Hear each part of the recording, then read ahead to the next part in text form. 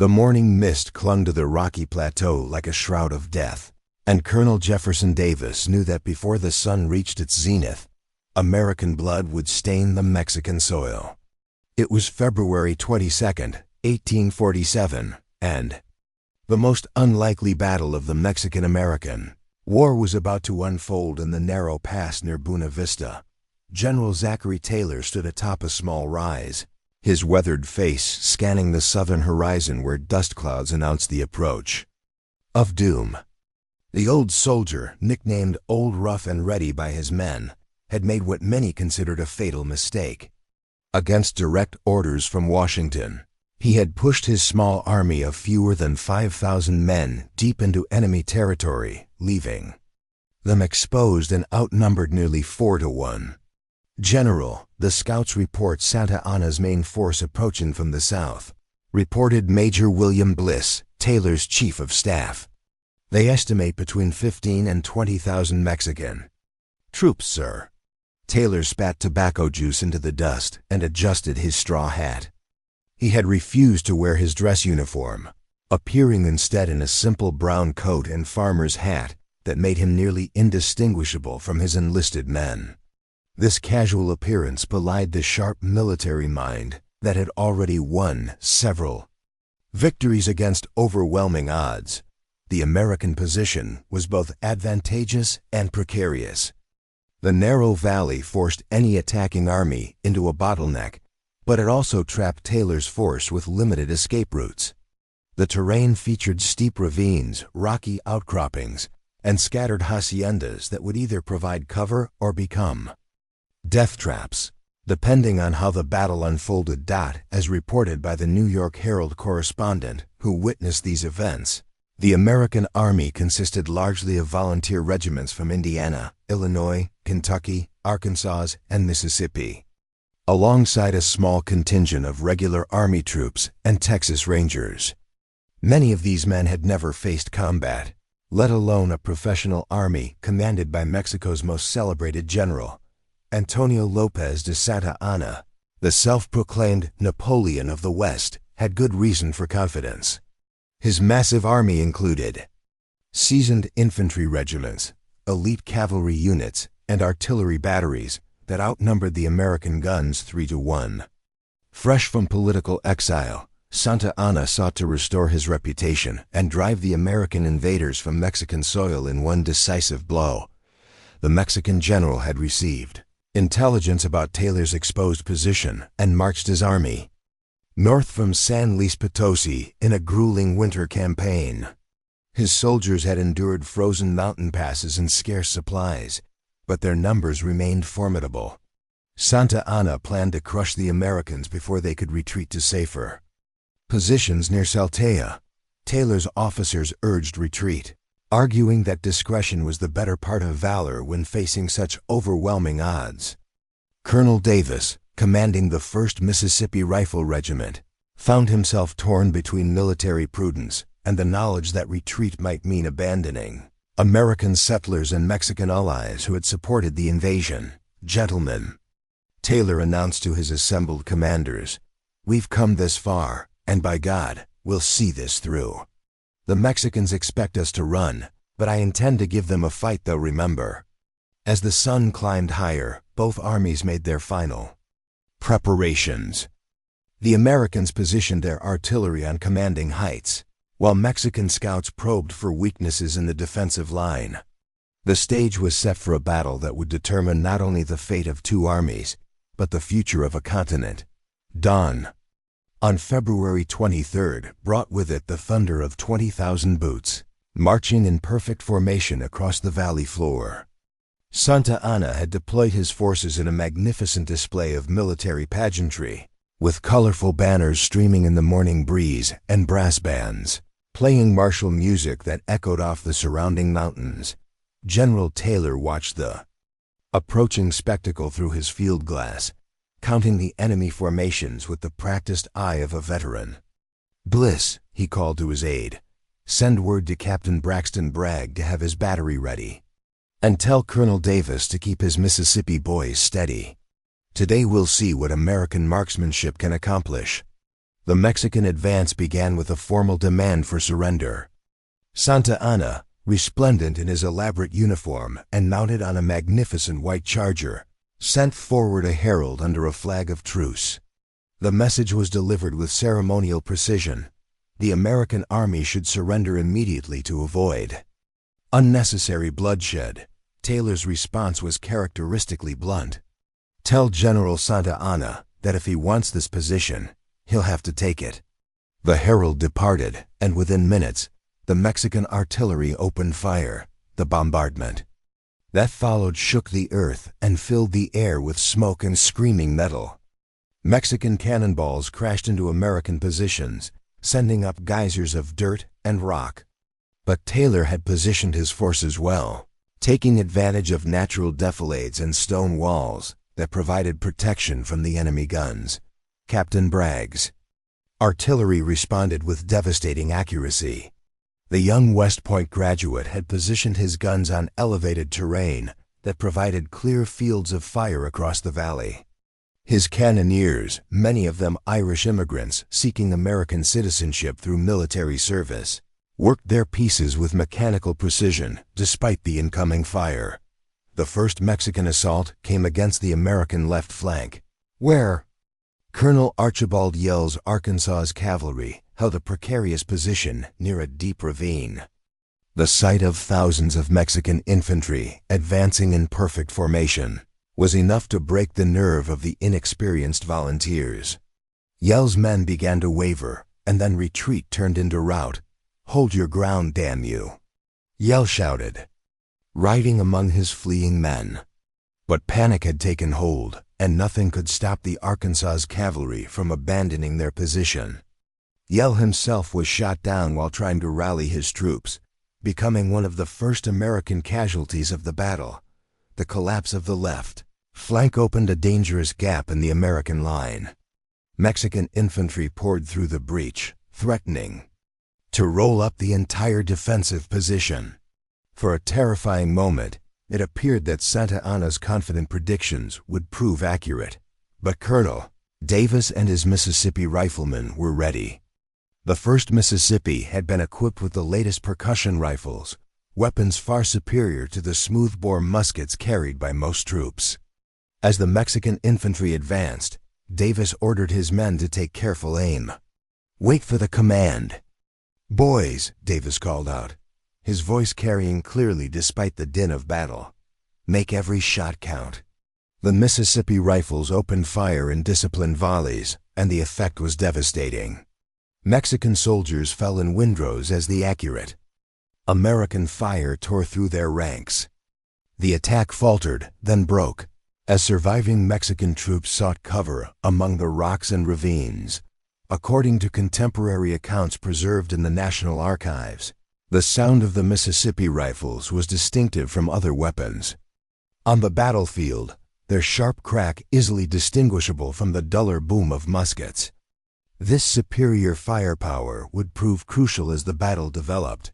Santa Anna, observing from his command post, was surprised by the effectiveness of American resistance. His intelligence had suggested that Taylor's army consisted largely of untrained volunteers who would break at the first serious assault. Instead, he faced disciplined troops who used superior weapons and defensive positions to offset their numerical disadvantage. As the morning wore on, both sides settled into a deadly pattern of attack and counterattack. The Mexicans probed for weaknesses while the Americans fought to maintain their defensive line. The battle was far from over, but the opening exchanges had established that this would be no easy victory for either side. The sun reached its zenith as the battle entered its most desperate phase. Santa Anna, frustrated by his army's inability to break the American line, decided to commit his reserves in a massive assault that would either crush Taylor's forces or exhaust his own army in the attempt. Colonel Davis found himself at the center of the storm as Mexican cavalry thundered toward his position. The 1st Mississippi had taken casualties, but the survivors maintained their discipline even as enemy horsemen closed to within pistol range. Davis, despite a painful foot wound suffered earlier in the war, remained mounted and visible to his men. "Form square! Form square!" Davis commanded, his voice cutting through the chaos. The Mississippi riflemen responded with practiced precision, forming the defensive formation that had served infantry well against cavalry for centuries. Their rifles bristled outward like the spines of a porcupine, presenting an insurmountable barrier to the charging horses. Meanwhile, Captain Bragg found his artillery battery under intense pressure from a Mexican gun line that had advanced to within canister range. The young officer had already lost several of his cannoneers to enemy fire, but the survivors continued to serve their pieces with grim determination. "Double shot with canister," Bragg ordered, referring to the devastating anti-personnel rounds that turned cannons into giant shotguns. When the Mexican infantry came within 200 yards, Bragg's guns unleashed a holocaust of metal that swept the field clean of attackers. General Taylor himself rode among his troops, seemingly oblivious to the bullets whistling around him. His calm presence and encouraging words steadied wavering units and inspired heroic efforts from men who had never imagined they possessed such courage. "Give them hell, boys," Taylor called out as he rode past a group of Indiana volunteers who were holding a stone wall against repeated Mexican assaults. "Show these fellows what American boys can do." The Indiana Regiment, commanded by Colonel Joseph Lane, had suffered heavy casualties but refused to yield ground. Many of these men were farmers and shopkeepers who had volunteered for adventure and found themselves in a fight for their lives. Their makeshift fortifications were built from loose stones and dead horses, but they held against attack after attack. As documented in letters preserved by the Indiana Historical Society, Private Samuel Patterson of the 2nd Indiana Volunteers wrote to his wife, "The Mexican bullets came like hail, but we stood firm as rocks and gave them back as good as we got." Colonel Lane was everywhere at once, encouraging us and showing us how soldiers should behave. The most critical moment came when a coordinated Mexican assault threatened to break through at multiple points simultaneously. Santa Anna had committed his elite troops, including the experienced veterans of previous campaigns against Texas and other rebellions. These soldiers advanced with professional competence, ignoring casualties and maintaining formation even under the heaviest fire. Young Lieutenant George Thomas, commanding a section of artillery, found his position overrun by Mexican infantry. The future Civil War general showed the coolness under fire that would later make him famous, personally sighting his guns and firing canister rounds at point-blank range until the attack was repulsed. Colonel William McKee's Kentucky cavalry had been held in reserve, but as the crisis deepened, Taylor ordered them forward to plug gaps in the line. McKee, a former congressman who had volunteered for military service, led his men in a desperate charge that bought precious time for other units to reorganize. The Kentuckians struck the Mexican flank just as enemy troops were preparing to exploit their breakthrough. The collision was savage and brief, with sabers clashing against bayonets in hand-to-hand combat that left both sides bloodied and exhausted. Captain John Paul Jones O'Brien of the 4th Artillery distinguished himself by maintaining accurate fire even when his battery was partially overrun. The young West Pointer directed his remaining guns with mathematical precision, using the terrain to maximum advantage and conserving ammunition for the most critical targets. As afternoon shadows began to lengthen, both armies showed signs of exhaustion. The Americans had held their ground but at a terrible cost in casualties. The Mexicans had demonstrated their courage and skill but had failed to achieve the decisive breakthrough that Santa Anna had promised. The battle was approaching its climax, and both commanders knew that the next few hours would determine whether American expansion would continue or end in the rocky passes of northern Mexico. As the afternoon sun cast long shadows across the battlefield, Santa Anna prepared for what he believed would be his final, decisive assault. The Mexican general had committed nearly his entire army, holding back only a small reserve of elite troops for the killing blow. Victory seemed within reach, requiring only one more coordinated attack to shatter the stubborn American defense. General Taylor, his brown coat now torn and stained with dust and blood, surveyed his battered line through field glasses.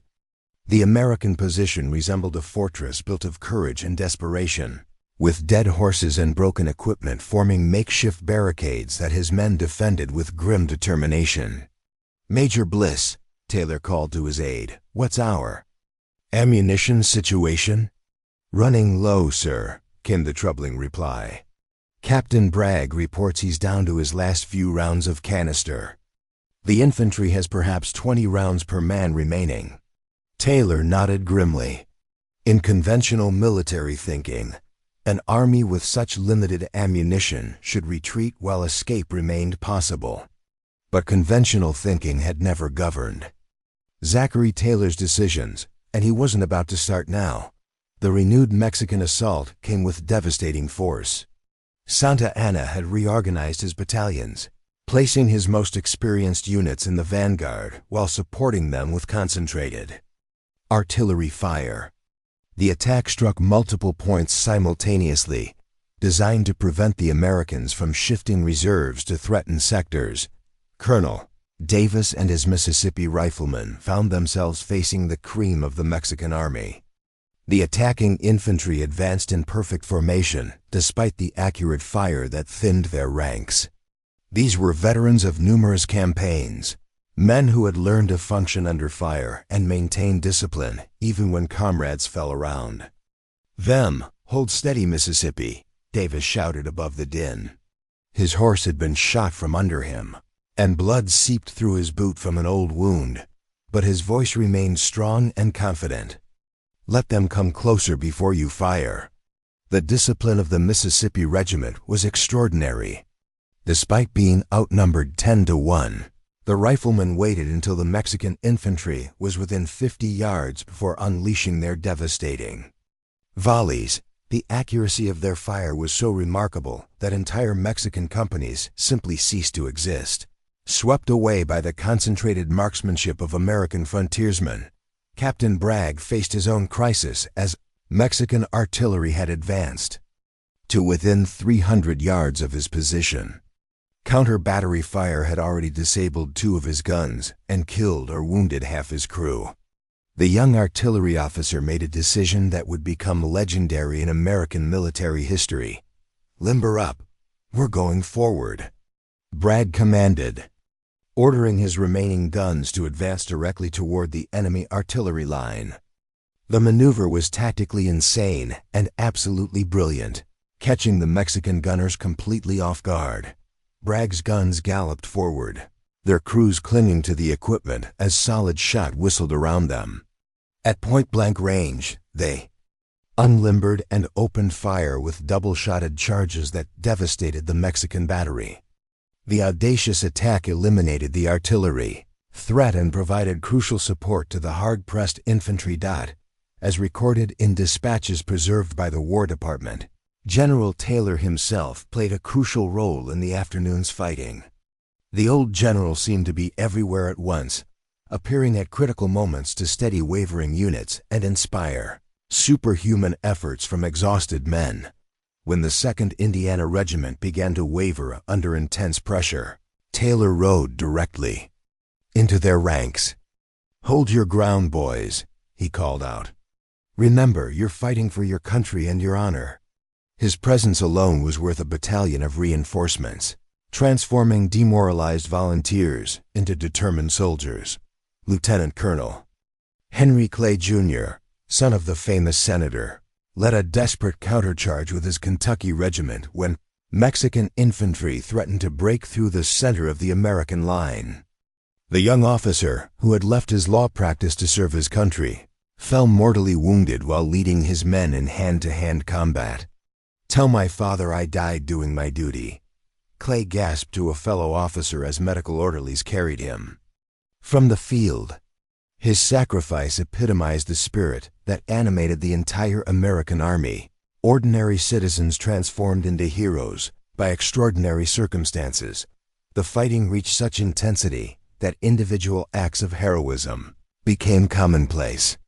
Sergeant John Wool of the Arkansas Regiment single-handedly held a stone wall against repeated Mexican assaults, firing his rifle until the barrel became too hot to touch, then using his weapon as a club when ammunition ran out.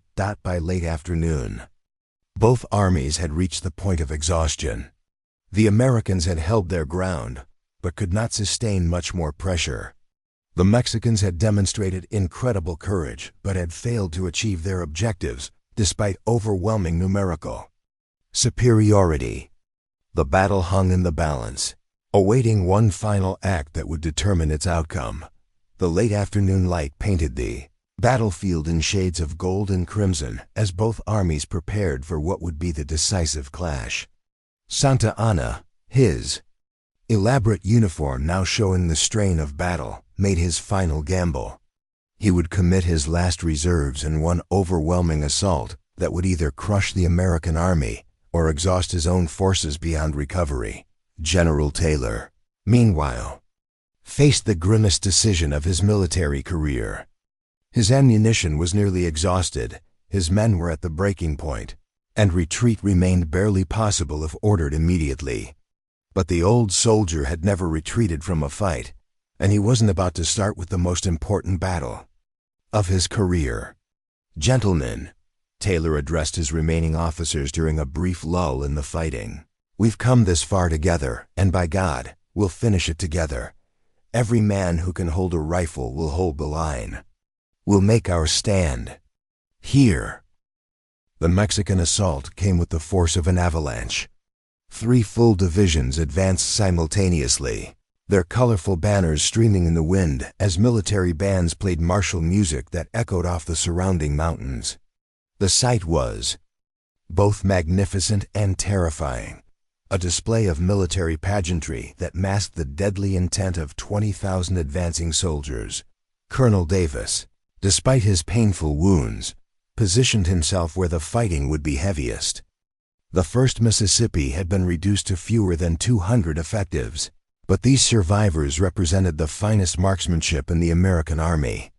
Each man carried only a handful of cartridges, making every shot precious beyond measure. "Boys," Davis called to his regiment, "we've got bullets enough for one more good fight. Make them count, and make them remember that Mississippi men don't know how to retreat." The rifles of the 1st Mississippi spoke with deadly precision, their concentrated fire creating gaps in the Mexican formation that seemed impossible to fill.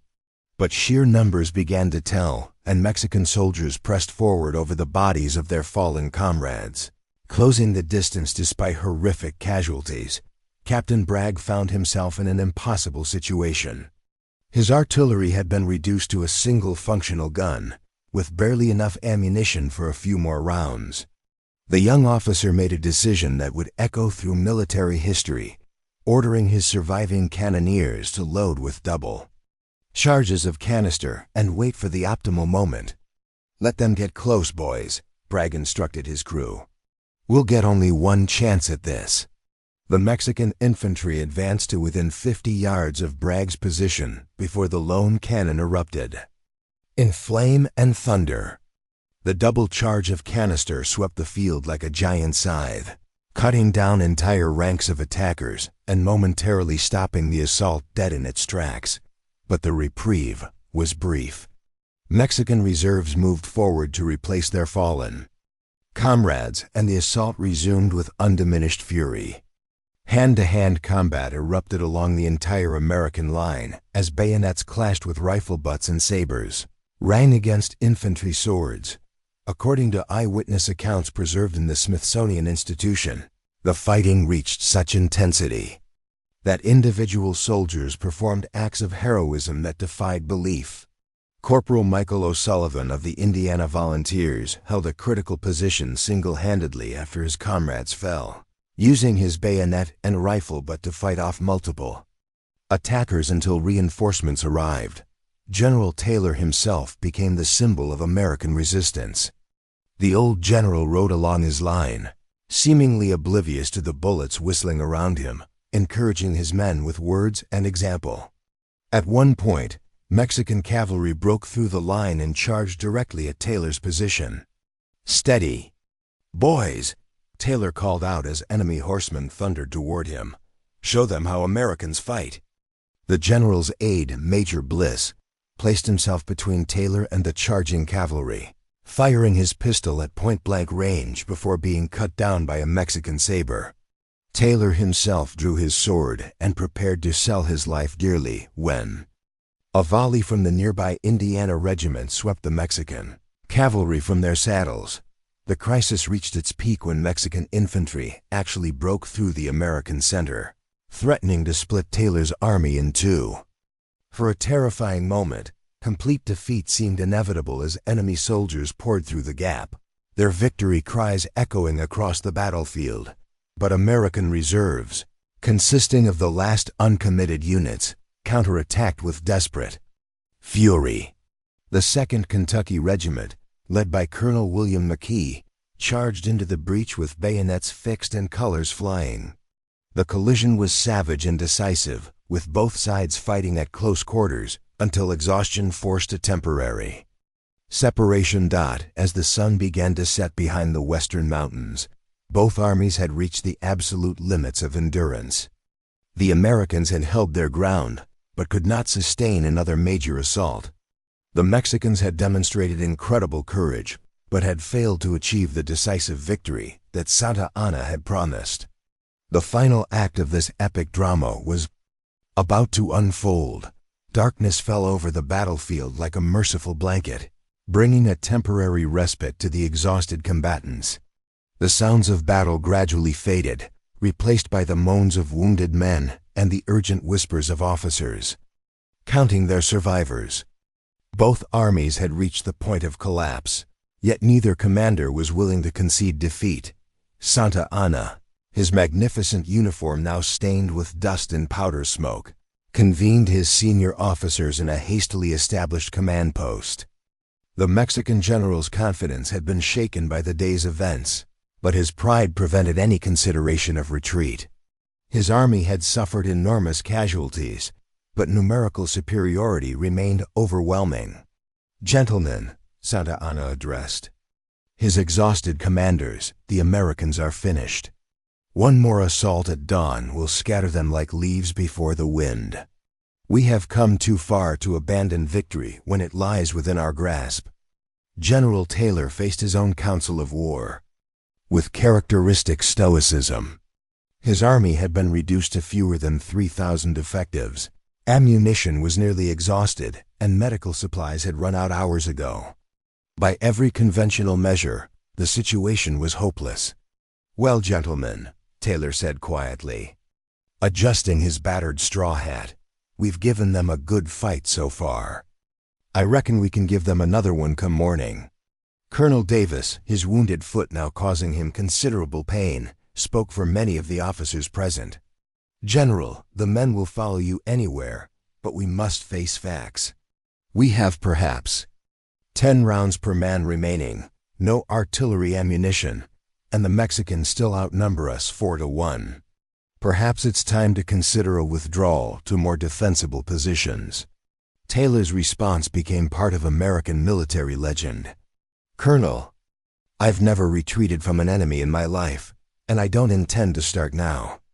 We came here to fight, and by God, we'll fight until the last man falls or the Mexicans decide they've had enough." Throughout the night, both armies prepared for what all knew would be the final confrontation. American soldiers checked their weapons, counted their remaining cartridges, and wrote farewell letters to families they might never see again.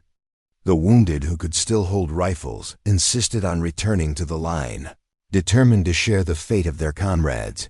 Private James Morrison of the 2nd Indiana Volunteers later wrote in his diary, preserved by the Indiana State Museum, "We knew come morning it would likely be our last fight, but not a man spoke of surrender. We had come too far and lost too many good friends to quit now. If we were going to die, we would die like soldiers." Mexican preparations were equally intensive. Santa Anna had reorganized his remaining forces, placing his most reliable units in positions where they could exploit any breakthrough. His artillery, despite heavy losses, retained enough guns to support a final assault. Victory seemed within reach if his exhausted army could summon the strength for one more effort. The pre-dawn hours brought an unexpected development that would prove crucial to the battle's outcome.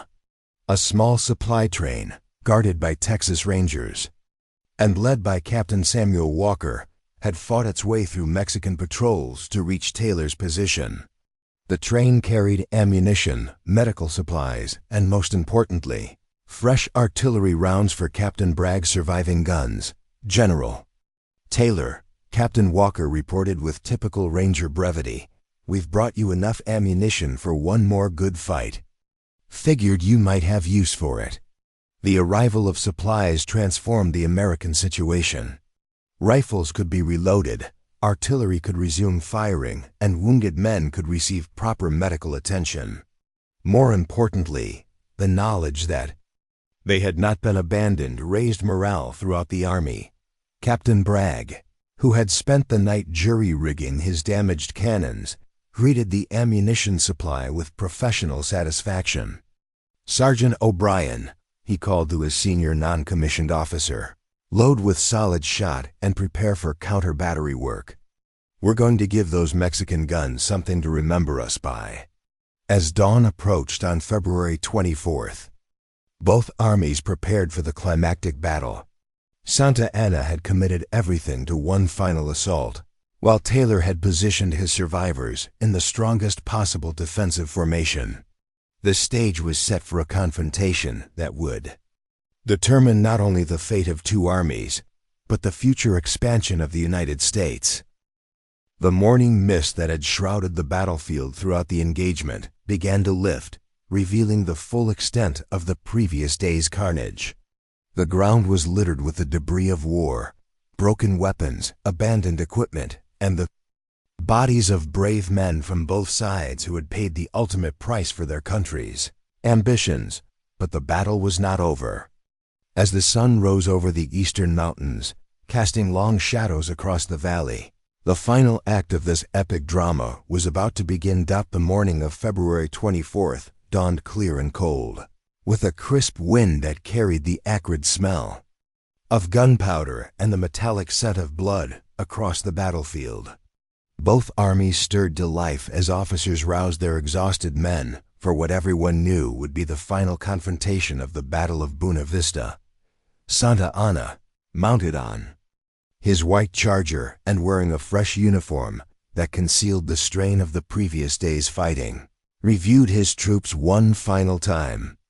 Despite enormous casualties, the Mexican army still numbered nearly 15,000 men, including veteran infantry regiments and elite cavalry units that had served in campaigns across Mexico and Central America. "Soldados," Santa Anna called out, his voice carrying across the ranks of assembled troops. "Today we finish what we began yesterday. The Americans are beaten, exhausted, and ready to flee.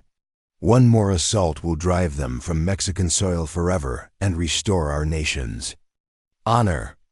General Taylor, in stark contrast to his opponent's military splendor, appeared among his troops wearing the same dusty brown coat and farmer's hat that had marked him throughout the battle. His informal appearance had become a symbol of American democracy in action, a citizen soldier leading other citizens in defense of their country's interests. "Boys," Taylor addressed his surviving officers and men, "we've come this far together, and we'll finish it together. You've already shown the world what American soldiers can accomplish. Now let's show them how American soldiers can win." The final Mexican assault began with a tremendous artillery bombardment that shook the ground and filled the air with smoke and flying metal. Santa Anna had concentrated his remaining guns into a grand battery that delivered devastating fire against American positions. The bombardment continued for 30 minutes, designed to shatter American morale before the infantry attack began. Captain Bragg's artillery responded with methodical precision. The young officer had only 4 functional guns remaining, but his Crews served them with the mechanical efficiency that marked professional soldiers. Each shot was carefully aimed and timed to achieve maximum effect against the concentrated Mexican batteries. "Steady, boys," Bragg called to his cannoneers as Mexican solid shot crashed around their position. "Make every round count. We're going to silence those guns or die trying." The artillery duel that followed became one of the most intense of the entire Mexican-American War. American and Mexican guns fired at point-blank range, their crews working in the open despite the deadly crossfire. The superior training of Bragg's cannoneers began to tell as Mexican guns were systematically silenced by accurate counter-battery fire. When the Mexican infantry assault finally came, it struck with the force of a hurricane. 3 divisions advanced simultaneously, their colorful banners streaming in the morning breeze as drums and bugles sounded the attack. The sight was magnificent and terrifying, representing the last great effort of a proud army fighting for its homeland. Colonel Davis and his Mississippi riflemen met the assault with the same deadly accuracy that had marked their performance throughout the battle. Despite being outnumbered 20-1, the Mississippi Regiment maintained disciplined volleys that cut great gaps in the Mexican formation. Each shot was aimed and deliberate, the marksmanship of American frontiersmen proving superior to the volume fire of conventional infantry. But numbers began to tell, and Mexican soldiers pressed forward over the bodies of their fallen comrades. Hand-to-hand combat erupted along the entire American line, as bayonets crossed with rifle butts and sabers clashed with infantry swords. The fighting reached such intensity that individual acts of heroism became commonplace. Lieutenant Braxton Bragg found himself in personal combat when Mexican infantry overran one of his gun positions. The young artillery officer fought with his sword until help arrived, later writing to his family, "I never imagined that a gentleman from North Carolina would find himself fighting hand-to-hand with Mexican soldiers. But war makes philosophers of us all." The crisis of the battle came when Mexican cavalry, led by General Anastasio Torrejon, broke through the American left flank and thundered toward Taylor's command post. For a moment, it appeared that the American general would be captured or killed. Ending all organized resistance, General Taylor himself drew his sword and prepared to sell his life dearly when salvation arrived in the form of Captain Samuel Walker's Texas Rangers. The legendary frontiersman struck the Mexican cavalry in the flank with a precision that only experienced Indian fighters could achieve, scattering the attack and saving Taylor's life. "Much obliged, Captain," Taylor said calmly as Walker's Rangers regrouped around the command post. "I believe you arrived just in time." The turning point came when Santa Anna committed his final reserves in a desperate attempt to achieve breakthrough. The Mexican general had held back his elite troops for this crucial moment, but the assault met the concentrated fire of every remaining American weapon. The slaughter was so complete that Mexican morale finally broke, as documented in official Mexican military records housed in Mexico City's National Archives. General Santa Anna himself was forced to acknowledge the impossible courage of the American defenders.